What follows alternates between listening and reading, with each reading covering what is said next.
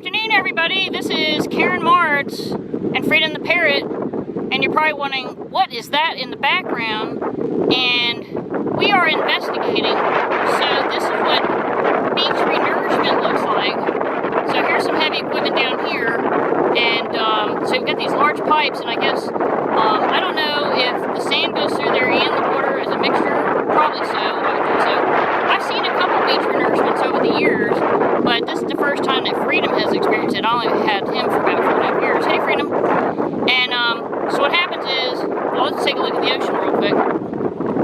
I'm trying not to get any people in the video. We got people in the background. Sorry. All right. Well, we'll forget the ocean for a minute. I mean, you'll see it in the distance. But yeah, so it's exciting. And way down here, we've got some equipment.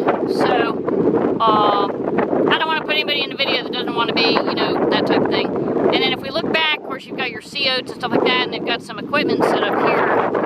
So without the protection of the sand and the sand dunes, you know, we'd be in a heap of trouble if we ever have a big storm. So Freedom, look how windy it is. Oh my God. So look at Freedom. All right, we're going to sign off live from a very windy beach, and let's take a look again at the fascinating pipes and a pile of sand. All right, Freedom, say goodbye.